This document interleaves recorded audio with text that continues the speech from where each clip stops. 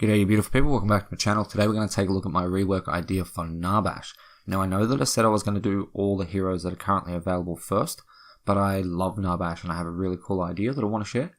And so a couple of nights ago I was watching Sylphan's Revenant rework video, and it made me think of some Heroes of the Storm mechanics, and that's where this idea comes from. Keep in mind that this idea may be a bit ridiculous, but I think with proper tweaking it could turn Narbash into a high skill gap support that is reliant on good team play. And before we get into the video, I'd just like to say that these are simply my ideas. These ideas come from my own ridiculous brain, and also potentially from other community members' suggestions that I find over the internet. In some cases I will agree with those community members and go along with their ideas, with perhaps some minor tweaks, and in some cases I will not, but I may provide feedback. That is simply feedback. It is not me belittling the person. I do not condone people going and belittling people if I give them shout outs. That's just not cool. Let's be civil. Alright, so as far as my videos go, my intention is to be as inventive and out there as possible, but in a lot of instances I will keep parts of the heroes' kits that I feel work very well to suit them. Now we know that passives are going to exist in the game, or an unleashed version of Paragon 2. So I'm going to include a passive every hero, and I like the idea of quests. So I will be suggesting quests for their passive, for their 3 abilities, but not for their ultimate. So quests are an objective given to an ability, like hit X amount of heroes with that ability, and it gives you a buff when you're finished. In the way that I see the game working, or that I'd like it to work, is that every character gets their passive quest, no matter what. Every match you have your passive quest. But at the start of the match, you choose an ability, one of the 3 abilities that you want to work towards a quest for. Okay, that will be visual, excuse me, that'll be visual for them on their, visible for them on their UI, and potentially as well on the scoreboard, having everyone's quests visible, so you can tell what people are working towards. Although I feel that with enough tweaking, all quests could be made available to each hero throughout a game, I would much prefer to see a system where you actually choose one, because it gives you one more way of tailoring a build to your playstyle and to suit potentially countering the other team. So it's in my opinion that quests should be difficult but attainable and should have pretty strong rewards. However, I'm not opposed to just giving each hero 1 quest instead of 4, so maybe hero A has a passive quest, hero B has a quest on their right click, something along those lines. But with that said, let's get started. So Narbash, along with Iggy, is one of my 2 favourite heroes. For a while he was very competitive with the other supports, and then FaZe was released and she made his ability to heal seem pretty pathetic.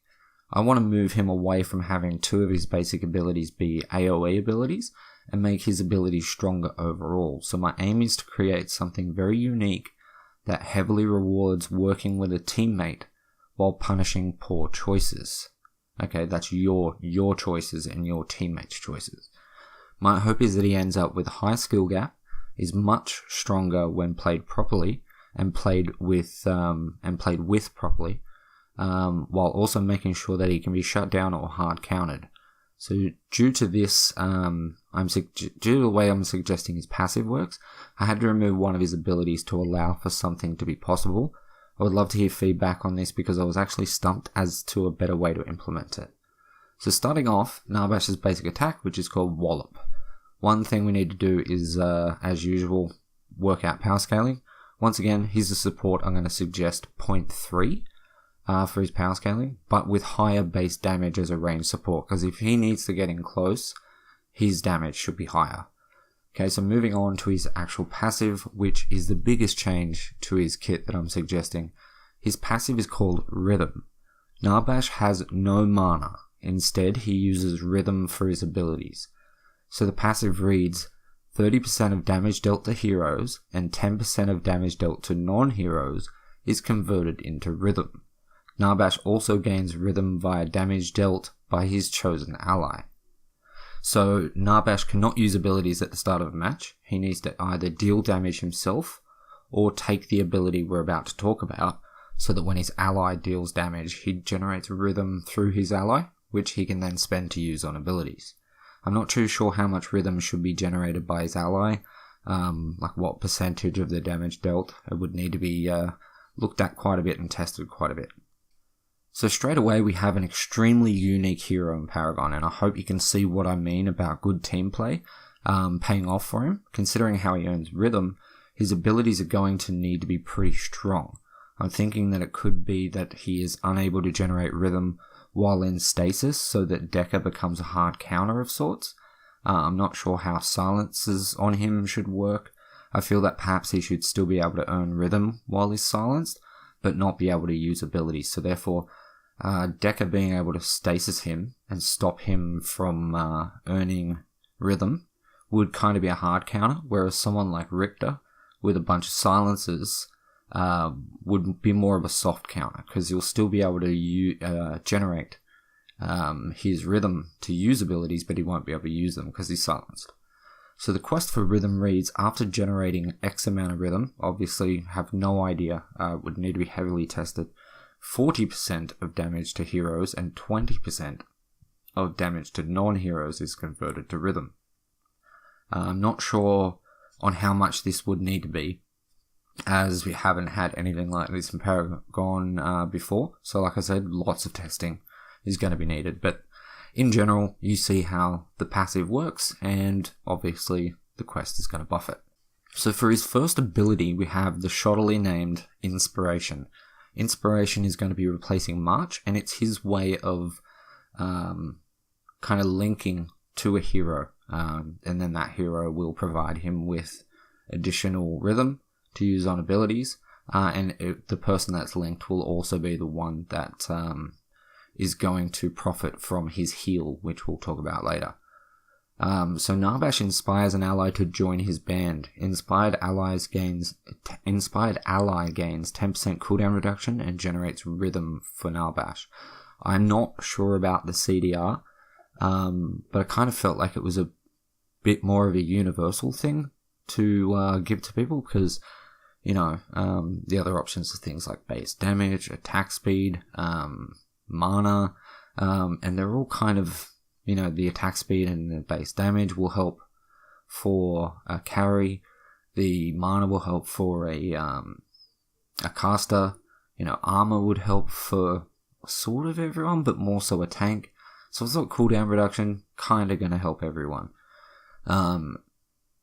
So this has to be a free ability, obviously, and I think 6 seconds is a pretty decent cooldown for being able to switch targets, but obviously it has to be free, because, you need to be able to just use it all the time. You need to be able to link people. That's part of his kit, is being able to rely on someone else to generate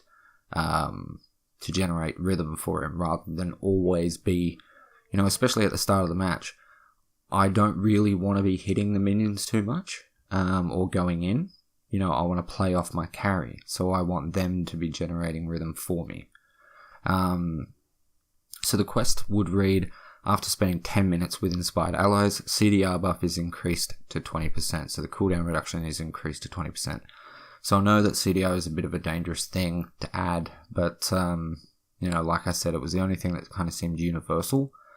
So maybe the amount of cooldown reduction should just be reduced quite a bit, but I'm not sure. So I'd love to hear what you think, so let me know. And also let me know what you think of how I've chosen to implement his way of linking with an ally. Maybe there's a better way to do it. I don't know, but let me know if you have any ideas. So next up we have Thunk, one of my favourite abilities in Paragon, because throwing a drumstick at someone's head just makes me smile. I'm not going to suggest any changes to its mechanics at all. We just need to apply a rhythm cost to it. So I'm thinking that if Narbash, actually, didn't even speak about that. So he needs to have a cap for his rhythm before we get into actual Thunk.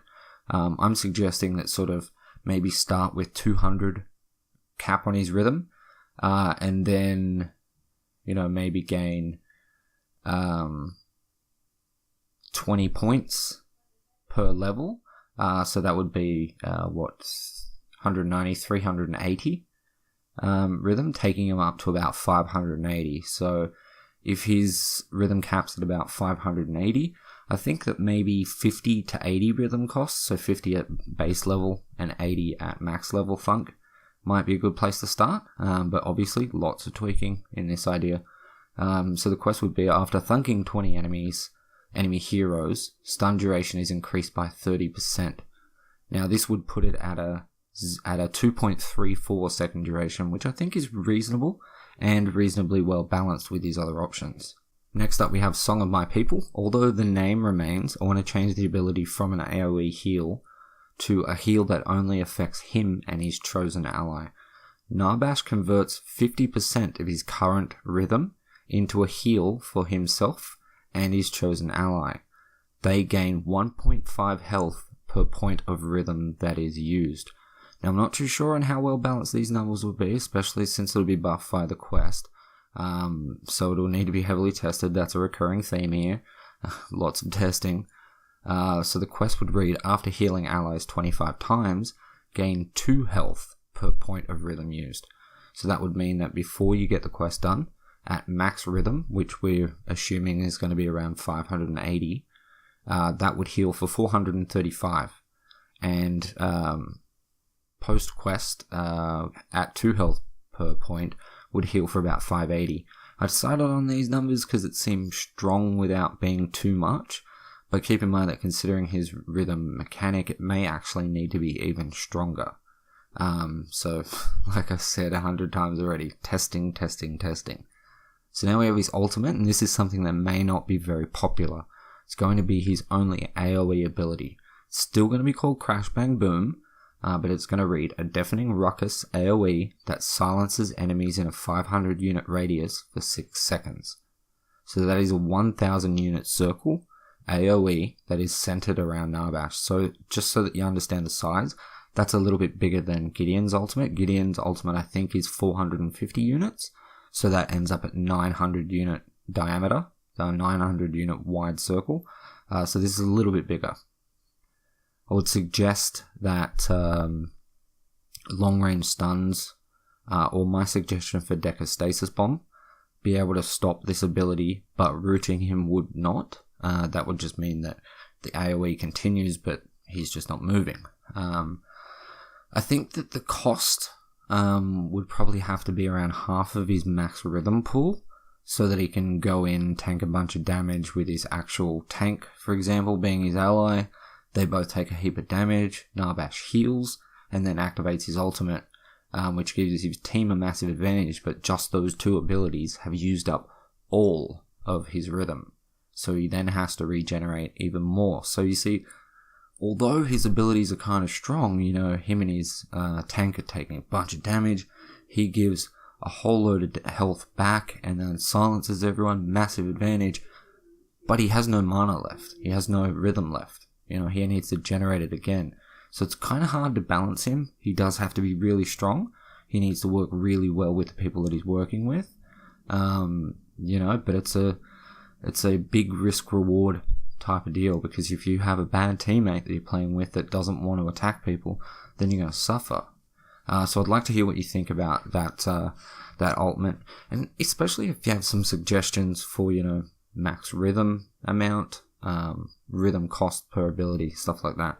So that's my idea. I know that it will need a lot of work balancing it, especially considering that the abilities need to be strong. And for the most part, as I said, he's reliant on his ally doing damage along with him to ensure that he can even use them. He will need to be with someone that he trusts to be aggressive, and if that happens, he'll be amazing. But if they aren't, or the enemy team shuts him and his ally down, he will suffer. You need to consider as well that when it comes to tanks, I suggest they have a 0.4, 0.5 power scaling, or I will do in my videos, and supports will have a 0.3. So, you know, having him teamed up with a tank should not get him a large amount of rhythm, but working with a burst caster, who's going to generate rhythm off their abilities, or a carry who's going to deal a lot of damage on their basic attack, should work really well with him. So there's not really much more to say on this, so that's going to be it for today. If you have any thoughts on this rework, I would love to hear them, so drop me a comment, please. Really interested to hear people's thoughts on this. Like the video if you enjoyed it, and subscribe if you're not already. With that said, thank you so much for watching. I love your face, and I'll catch you in the next one. Peace.